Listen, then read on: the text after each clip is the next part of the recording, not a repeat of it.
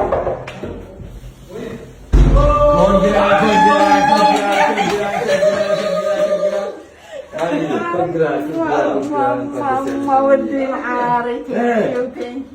you happy?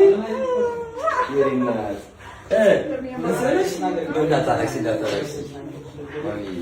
እንኳን ደስ ያለሽ። ማን ነገርሽ? ማን ነው ራሱ? ቤት ገባ። ቻው ቻው። አተ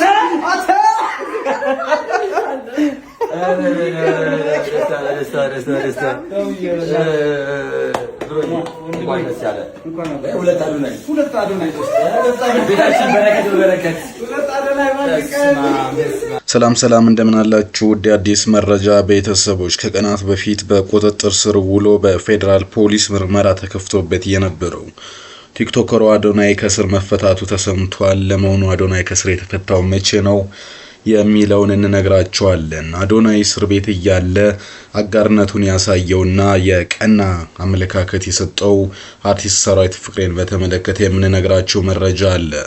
ከዛ በዘለለ እንግዲህ የአዶናይ እናት በልጃቸው መፈታት የተሰማቸውን ስሜት ገልጸዋል። ለማንኛውም የአዶናይ ደጋፊዎች ደስታቸውን እየገለጹ ነው። ሌሎች ደግሞ መፈታቱ አግባብ አይደለም፣ ይሄ ልጅ ወይም ደግሞ ከወጣ ግን ደግሞ በእንዲህ አይነት መንገድ እንደማይሄድ አስተማማኝ የከለላ ወይም ደግሞ አስተማማኝ የሆነ መረጃ ወይም ደግሞ ቃል መግባት አለበት በሚል ሐሳብ እየሰጡ ነው። ለማንኛውም እናንተ የአዶናይ መፈታትን እንዴት አያችሁት?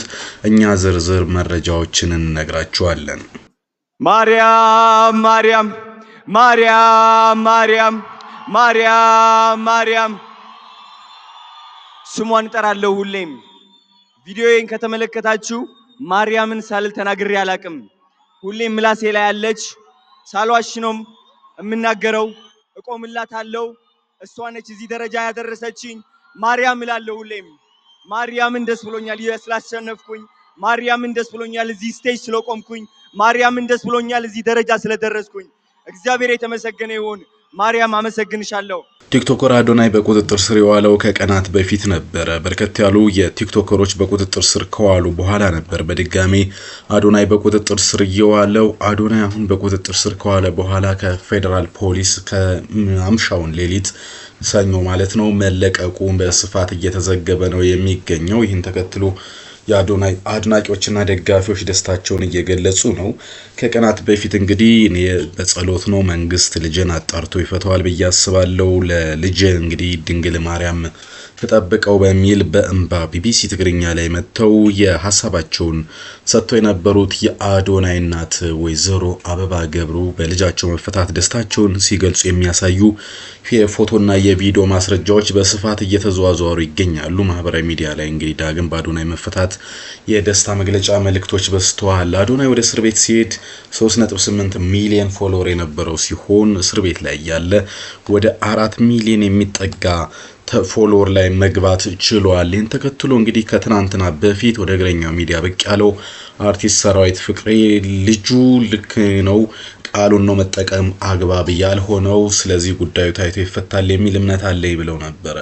በርግጥ አዶናይ የተለመደውና በኢትዮጵያን ዘንድ ያልተወደደውን ሰግጥ ፈምስ ደድብ የሚለውን ንግግሩን ቃሉን እኔም አላምንበትም እሱን ትቶት ነበር። ከዛ በኋላ እነዩ ጩፋ ስለመከሩት ድጋሜ በዛ ቃል በመመለሱ ምክንያት ወደ እስር ቤት መሄዱን እንደሚያምን አርቲስት ሰራዊት ፍቅሬ ገልጾ እንደነበረ የሚታወስ ጉዳይ ነው። ይህንን ተከትሎ እንግዲህ በርካቶች ሐሳብ አስተያየታቸውን ሲሰጡ ሰራዊት ፍቅሬ ግን ከአዶናይና ከቲክቶከሮቹ ጋር መስራቱን እንደሚቀጥል በስፋት እየተገለጸ ነበር። ለመሆኑ አዶናይ የት ነው የሰነበተው?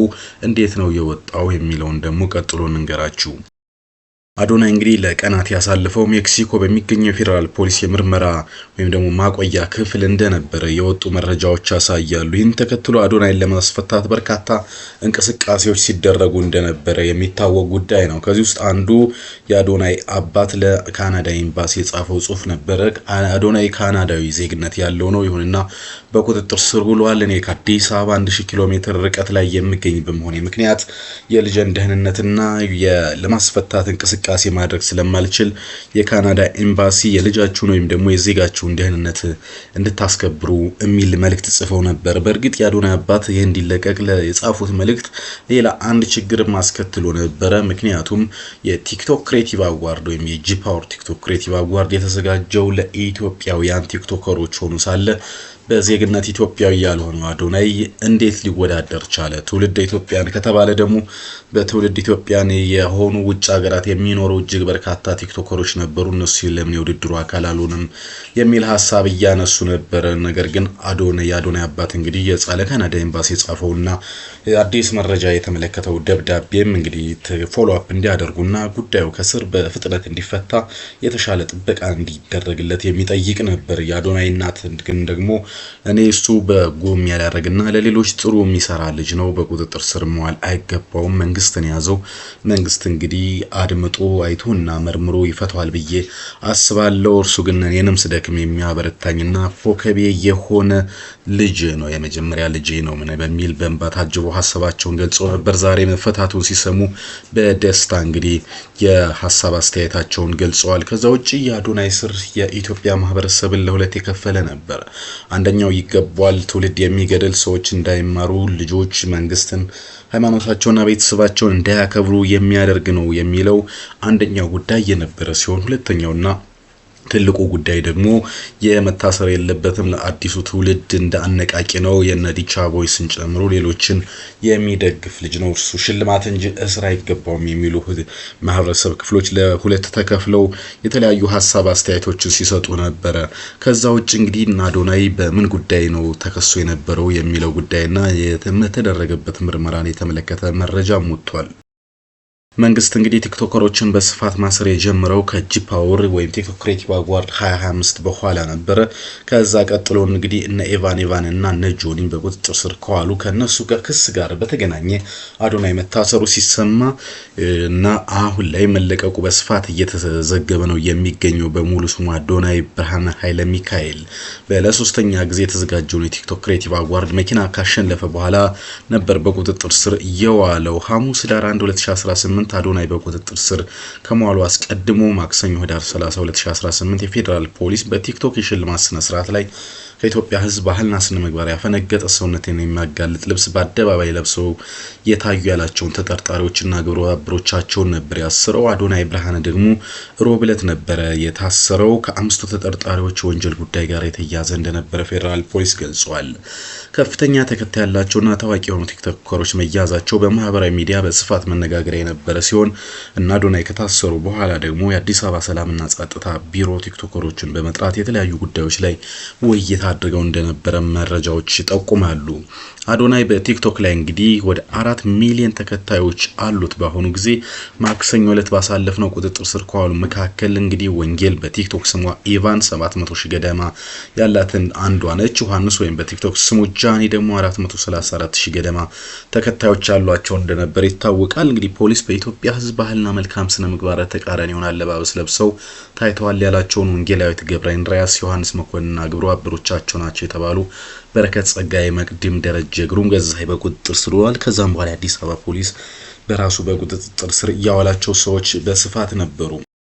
በእነዚህ በቁጥጥር ስር ውስጥ ከዋሉ ሰዎች ውስጥ እንግዲህ አንዱ አዶናይ ብርሃነ እንደነበር ይታወቃል። አዶናይ እንግዲህ በዛሬ ከስር መፈታቱ ሲሰማ እንዴት ነው የተፈታው፣ በዋስ ነው ወይስ ምንድነው የሚለው ዝርዝር መረጃ አልተገለጸም። ግን በማህበራዊ ሚዲያ መፈታቱን የሚያሳዩና መፈታት የለበትም የሚሉ ሀሳቦች እየተነሱ ሲሆን አንዳንዶች ግን ውሳኔው ለፖሊስ ሊተው ይገባል እያሉ ነው። ለማንኛውም ፌደራል ፖሊስ ከሰሞኑ በሚወስዳቸው እርምጃዎች ከኢትዮጵያውያን ዘንድ ለኢትዮጵያ ባህልና ወግ ሴትን መጠበቅና ማክበር ያልቻሉ ሰዎችን አስተማሪ ቅጣት መውሰድ የተገባ ነው እያሉ ነው። አርቲስት ሰራዊት ፍቅሬ ምን የማምነው ቲክቶክን እንግዲህ በበጎ ዓላማ መጠቀም ያስፈልጋል። እነዚህ ወጣቶች ናቸው እና አዶናይን ጨምሮ ከሌሎች ጋር ለመስራትም ዝግጁ ነኝ፣ ሲያጠፉም ለመገሰጽና ለማረም እድሉ የሚገኘው ዳር ላይ በመቆም ሳይሆን ዘመኑ ያመጣውን የቲክቶክ ዓለም በመቀላቀል ነው የሚል ሀሳብ ሰጥቶ ነበረ። ለማንኛውም እንግዲህ የአዶናይ መፈታትን በተመለከተ ያዝንላችሁ አጭር መረጃ ይመስላል። በቀጣይ ሌሎች የሚሰሙ ጉዳዮች ካሉ እመለሳለሁ። ያውና በቃው ቻው።